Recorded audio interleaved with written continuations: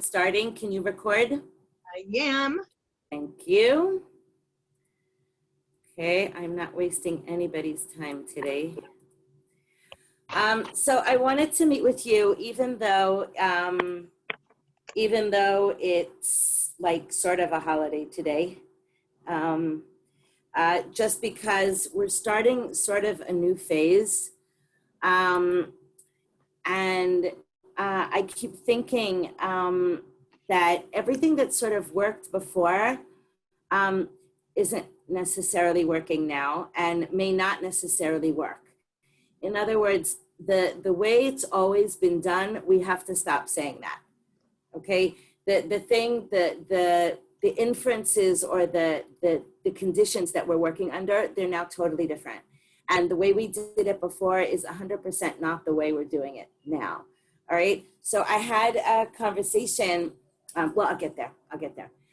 It sort of hit me in the face over the vacation that we're not where we were. So I'm just kind of reminding you, because in the first segel, we were in a different place, and then we went back to school, and then we had the bagrut, and then we had a little bit of like a week of vacation, and then we went back to school, and then we were blended, and now we're none of the above. Now we're back to virtual, except for some of the kids. Okay, so we're gonna try and see if we can make some order today. That's basically the point. So when I think of Corona craziness, I think of the zipper that opens up and we go into the world, and then it closes and they close us in again. And some of us are open and some of us are closed. Some of us want to go and some of us don't want to go. And some of us are teaching in schools and some of us aren't. And sometimes they let us go out to the supermarket and sometimes they don't. Okay, and I just keep thinking of it as like opening and closing this zipper. Okay, and I think that's the way we have to think about it. It's not a horrible thing. It's not a trauma. It's just a zipper. Okay, it's opening and it's closing, and it's doing it based on who knows what, but it's doing it. Okay, and they're telling us what to do, and that's not nice. Okay, and as human beings, we don't like that. So we just have to accept that. Okay. I tried to play the game of Maba Mishbetzet, if you play that with your kids or with your grandchildren, okay, which is sort of like categorization of things, okay? So in Maba Mishbetzet, it's furniture in the color blue, which is a lot easier than the chart that I've put here, okay? But here, I tried to look at how we were gonna prioritize what we were doing. And I think you as coordinators now, and again, remember I'm talking to you as coordinators and not teachers, because if you were teachers, student would probably be at the top, okay? But as I'm talking to you as coordinators, I think that your staff right now is very important. I think that when you look at your job now as coordinators, you need to look first and foremost at your staff. There are a lot of people looking at your students, okay? There are mechanchim and yoatzim and rakazei shichva and other teachers, and there are a lot of people who are looking at your students, but the only people who are looking at your English teachers is you. And therefore, I put staff up at the top because I think that right now you are the most important person looking at your teachers, checking them for their confidence in what we're doing, checking them to make sure that they're doing some sort of social learning. And last but not least is English, okay? And pay attention, I've put that last. Okay, English is not the only subject.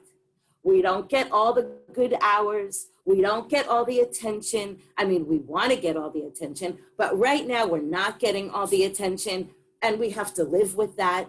Okay, we're part of a whole, and we have to look at ourselves as a part and not a whole. So if you didn't get the hour that you wanted, or your kids, I don't know, whatever, it's okay. There may have been reasons behind it. Okay, and if there were, accept them. Okay, don't pick our battles. Okay, we need to pick and choose our battles. All right, the health and wellness of our staff, I think, is the most important. If you have a teacher who doesn't stop working and has 7 little kids at home, that's something that you need to deal with. She may be doing fewer frontal hours. Frontal, I mean synchronous, okay? You have to pay attention to what's happening to your teachers, all right? We're burning out, okay? You guys are burning out as coordinators and your teachers are burning out as teachers. And the demands are over the top, okay? So the health and wellness of your teachers, the social learning can also be what you do with your staffs as a staff. Okay, do you have, like I had with my counselors on Thursday before the Chag, we just had a let's talk about nothing Zoom.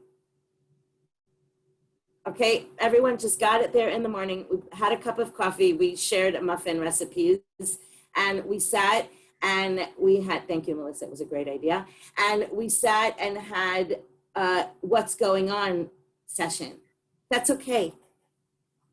Okay, that sense of belonging and connection, especially when you have new teachers or when you have teachers who are alone, those are things that are really important. Okay, so they're at my top of the list. Pay attention. Okay, English inspector, your staff is at the top of the list. Okay, not English. And then English comes after, how we're sharing content, how we're using each other's content, how we're not always reinventing the wheel for every single class. It's unnecessary. Okay, that would be on the staff level. On the class level, we're also looking at the same things, how we're dealing with the class, and we're going to look at that in a minute, and students. Okay, students who have special needs or who don't, who are invisible. You don't even know what their special needs are. All right, so for health and wellness, I want to say a couple of things. Once again, my PowerPoints are kind of cryptic because I do it while I'm just thinking. As a coordinator, as a teacher, students who go MIA, you are not supposed to run them down and find them and hog tie them and make them learn. Okay, students who go missing in action are students that have a yoetzet or a homeroom teacher that just needs to be involved. Do not, and I say this again, do not call every student and give them a 45-minute lesson over the phone because they won't come into Zoom. I'm going to say that again. Do not do that, okay? When I was a literature counselor and then the beginning of an inspector, I remember saying to everybody, do not go to your student's house and pick up a post-reading activity. Okay, you do not have these one-on-one lessons unless there is a program that was made up by the homeroom teacher that includes a lesson like that on a partani hour. All right, but if you have 5 kids who won't come into Zoom, look, this is gonna be our lives for a while. Okay, we're not doing them any good by not encouraging them and convincing them to come onto a lesson or to do their work individually. Okay, we're not doing them any good if we go and run after them and want them to learn more than they want to learn. If they're not coming in once and they don't come in after one phone call that you ask them to come in, not that you teach them, and they're not handing in their work, you let the homeroom teacher know. It's very possible that it's in everything. If the homeroom teacher says to you, no, it's just in English, she goes into everything else, then that's something you need to think about why she's not coming into your lessons. But if she's not coming into anything, then put it on the homeroom teacher. Right now, it's not your job. You have enough to do. All right, and I say that to you as teachers as well as coordinators, and I'd like you to pass that message on to your teachers. I've heard from teachers who are calling and giving private lessons to their students over the phone. Okay, I'm sorry, that is just not, you're gonna burn out, and then where are you gonna be? Okay, this is a long stretch now. All right, always greet the students in a lesson. Try and get them to feel like they're wanted. Keep them active. Don't talk to them like I'm talking to you now. Okay, this is not good modeling what I'm doing now. All right, do not do that. You're just 100 and something of you, and I'm 1. But in general, don't. Choose less hours with smaller groups than teaching 40 kids. All right, make sure that when you give them exit tickets, it also includes something like, how are you? Remember when we used to, I don't know if any of you are, I'm sure a lot of you are markers, but A lot of times we read compositions of kids that are saying things in English that they don't say in Hebrew. And we've been alerted to a lot of mental health issues because they'll write it in English when they won't write it in Hebrew. It's less binding for them. So if you put in your exit tickets when the kids are leaving the lesson and you want to know what they've soaked up during the lesson, and there should be an exit ticket like that for every lesson, then include something personal to just that opens up a petach for them to be able to say, I'm not okay. All right, just leave it there. I'm sure everyone will just write sababa, but if they don't, then that's something that is good for us to know. All right, and again, personal communication only when necessary. Do not start having personal individual lessons unless they're on your partani hours, okay? Don't take a class of 35 and make it 35 hours each time you're supposed to meet with them. All right, be very careful with your time. Social learning, and this is good for your staff as well as your class, is using a lot of pair work and a lot of group work. Okay, these kids are alone at home anyway. The last thing that they need is to be more alone and do individual work.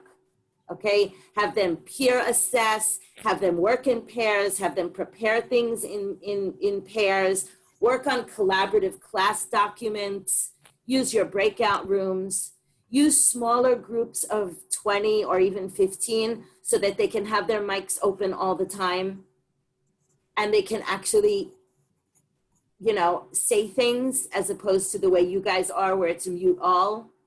Have them make pair presentations like show and tell, have them do surveys in groups, create questions for class. Oh, by the way, surveys, my student Eden got 259 and she cried. So I forgot, I just wanted to say thank you to absolutely everybody. All of these kids filled it out. Thank you so much. She cried. This is the happiest thing that ever happened to her. So group surveys and doing other things like that, show and tell, having them share where they are, okay? Having them share their backgrounds and why they chose them, having them share, explain, I'm in my office today. You can see my office, okay? Where they are, what they're doing, okay? We're going into a long stretch of virtual learning, which means they won't be seeing their friends.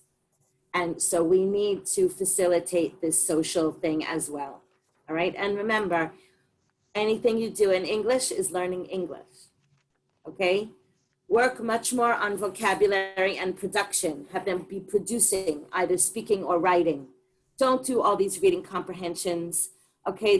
They're not sticking anything and they're boring and the kids aren't doing them, all right? Try and avoid all these grammar worksheets and unseen books. Have them learn vocabulary and produce, okay? That keeps them active and it keeps them engaged.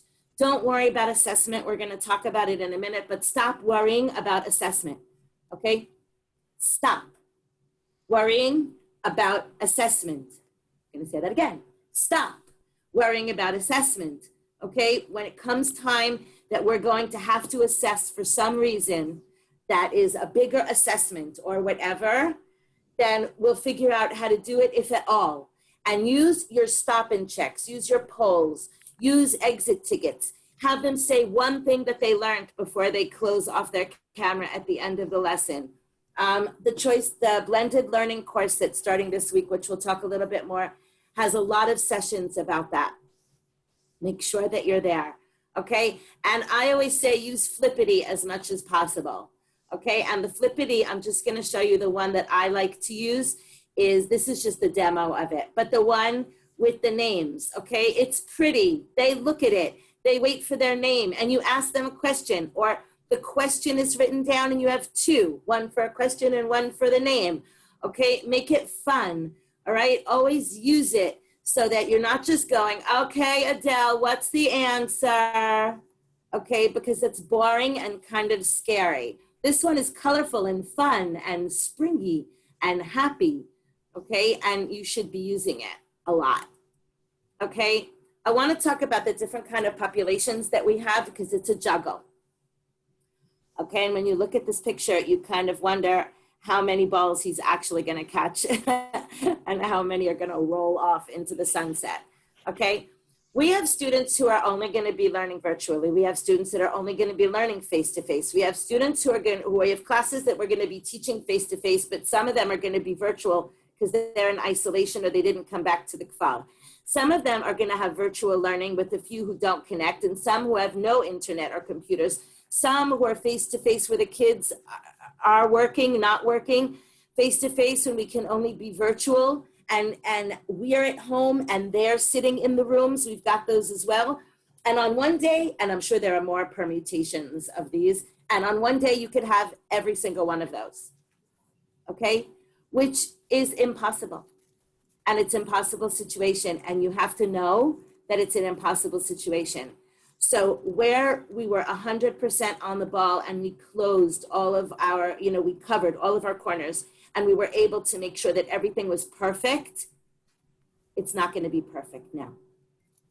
For all of you OCD people, coordinators, all of these, whatever, it has to be in the box and it has to look just like this square and it has to be perfect and I'm perfect and everything is perfect, and no, not now. It's okay.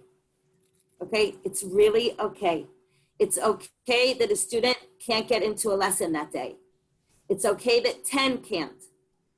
It's okay that they either get, a Pautani lesson at another hour, or they just hand in the homework, or they do the homework. It's okay if you forget to do something. It's okay. Okay, this is English. This isn't brain surgery, and it's okay. And I need you to really, really, really listen to what I'm saying, okay? This is a crazy, crazy, crazy juggling act. And it's okay if things aren't perfect. It's very important, okay? If there are issues that are continual, that you see them happening, that become trends, then we'll talk about it, we'll stop it. But just remember that it's okay, all right? The thing that's still up in the air is assessment. And I watched, where it says watch this, I watched a fantastic webinar from Stanford Graduate School in California, from their educational department, about the difference between assessment and grading in the time of long distance learning. It was done in July, I think. You need to make a cup of coffee for it, or you need to get on your exercise bicycle and listen to it. But I think it really shows the dissonance between what assessment is and what grading is. Okay, a grade and an assessment, and what the value is of the two of them, they're not the same at all. In fact, they're the two different sides of the spectrum, okay? Assessment is 100% formative and for learning. We assess for learning. A grade is a moment in time, has no process. It's just a moment in time, and it can mean a million different things. So I gave you an article to read in Edutopia about different ways to use, I'll show you. It's called Formative Assessment in Distance Learning. Okay, schools are closed. It remains crucial that teachers find ways to see what students are learning. And there are a bunch of really good tips here on the different ways to do that. Okay, and then there's the webinar from Stanford, which is absolutely fantastic. It's about 40 minutes and you need a cup of coffee for it. And then I want to remind you, because I keep getting these questions. God knows we've only just now started school, but people already know what they already want to know what they're going to be putting on their report cards. And I debated a lot whether to put this in or not, because I don't think we're there at all. I don't even think we're anywhere. Okay, so report cards are definitely not at the top of the list of things that we should be thinking about. But last year, we had a bunch of wonderful teachers who shared with us the things that they had done in school, and all sorts of hegedim for our report cards that we wrote for you in Hebrew and in English. And when I went into it, I said to myself, in instead of looking at what I can write, why don't I look at what my goal was? And those are the things I chose to write about. So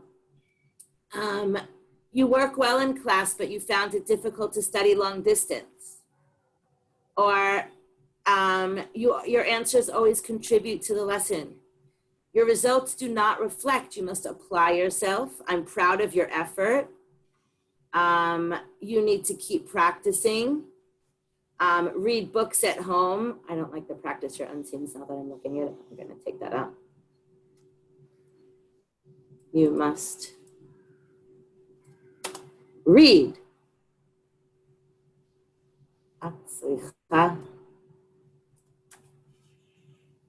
There you go. Much better now. Way to go. All right. Participate in class. Those are all the things we've always done. Okay. We've always done those. All right. We're doing them virtually now, but we've always done them. Don't go into the nitty gritty of 6 book reports, 1 little composition, and, you know, a juggling act on my head. Okay. Because that's not what's important. All right, let's start looking at the process of how these kids are doing it. Remember, they're just as traumatized as we are. All right, this is not, some of these kids, they only come to school to see their friends and now they're not seeing them. So why should they bother? Okay, we really need to look at their social emotional learning. I'm reminding you that Yardena, the one who did that great social SEL for us, is going to be doing it for teachers. Melissa, when is she doing it? Soon? I'll check. I think it's a Zoominar and it should be soon, hopefully in the beginning of November, so that everyone will be able to join that. So just calm down about the assessment part. All right, we're just really figuring it out now, and really it's not important right now. All right. What are the 3 things that I think we really need to be able to do now? And these are the 3 things I hope that you take into this next period of time where we're mostly virtual, except for maybe our special ed and at-risk kids, right? And again, Kfarei Noar are going to be working only in the Kfarei Noar, but you still might have kids who are at home, right? It's going to be a very messy time. So first of all, be flexible. And this is what I'm going to come back to. I had a lovely coordinator that I spoke with last week who was trying to figure out how to get her act together with all of this virtual learning, and the at-risk kids, the Mabar and Edgar kids or at-risk are still there in school and the rest of it isn't, and she lives far away. And all of a sudden she said to me, I think I'm going to come in and teach them 4 hours on one day because I live far away. And I totally understood her, but I said to her, over my dead body, okay? You can't teach these at-risk kids 4 hours of English and then not see them for the rest of the day. And one of the things I offered her as a possible solution was change the teacher to a teacher who either lives closer and who can come in 2 or 3 times a week, or someone who's coming in for other reasons. Maybe she's a homeroom teacher. Maybe she has to be in more. I don't know. And she went, well, could you do that now? Like, yes, you can. Okay, this is the flexibility that I mean. It was never an option for us to even think about that unless there was a real drama, okay, to change a teacher. But now if I have a teacher who's at risk and needs to stay home, and I have a teacher who can come in more often to teach these special ed classes or the Mabar and Etgar classes that are coming in, then we've only seen them for 2 or 3 weeks before we went out on holiday and lockdown. Switch the teacher now before it becomes an issue, as opposed to trying to figure out how to juggle things. Now, again, these are things that we would never have thought of or never done before. Okay, so thinking outside of what we've always done is really important now. All right, trying to figure out how to work out this new reality, all right, and trying to make it the best for your teachers and your students. It wouldn't be right for this coordinator, if she lives really far away from school, to come in 4 days a week. I don't know what she has at home. I don't know what she's, you know, what her drive is. I don't know exactly what the problem is, but that's not good for the student to have 4 hours in one day and that's it. So these compromises are going to have to be made in order for us to be able to make up a schedule, to work it out, to figure out how to do these things, all right? And to try these new things in order to not be afraid to do something that maybe you've not done before. In order to do that, you have all of this help and support from us. Okay, and I'm reminding you again of what we offer, and we can't, go to everyone's house and knock on the door and say, oh, do you need something? And the counselors have been calling coordinators this past month to see, what they need and what's going on in school and how things are going. And if you haven't been called, you probably will in the next couple of weeks. But joining communities, making sure that at least one person in your staff is in the blended learning course that's starting this week on Wednesday. So make sure that they show up. Sharing materials. Okay, we shared all of those choice board options, but sharing within your community, sharing within your WhatsApp group with your coordinators, putting stuff up because you did it. Maybe someone was looking just for that. All right, making your WhatsApp groups a little bit more dynamic by sharing materials with other coordinators. The coffee talks that your counselors do are the ones that Melissa did. There were like 45 people in the last one that Melissa did, which makes me think that it was, and they talked a lot about, you talked about assessment as well, Melissa, right? Talked about assessment, and you talked about a lot of other things about, getting organized. That coffee talk is there for you guys, okay? Use it. The Zoominars that we've been giving that have a bunch of things that we think are relevant, things that you ask for, things that I think people can help with, make sure that you and your staff show up. I have a room for 500. There's no reason why not. Your counselors, talking to your counselors, calling them up and saying, I don't know what to do. Calling me. I know I'm not as accessible and sometimes people feel intimidated, but call me. Maybe I have an idea. Okay? Call whoever you need to, reach out. There are other people dealing with the same things that you're dealing with. And nobody knows what we're doing. No, I don't know what we're doing. Nobody knows what we're doing. Okay, this is new to everyone. So please use us. That's what we're here for. Okay, don't feel like you're alone, just like we don't want your teachers to feel like they're alone or your students to feel that they're alone. All right? And fasten your seatbelts because this one is going to be a long, twisty ride. Okay? Oh, I could have put on the song The Long and Winding Road. I didn't think of that. But that would also have worked here and not this gift that gives me a little bit of nausea. And if you watched Adele's thing of what not to do, this is what not to do. Okay? Fasten your seatbelts. I know, I'm stopping sharing because it makes me nauseous. Stop recording? Yes. I just want you to remember we have a long stretch. Okay, I don't know how long it's going to be, but I assume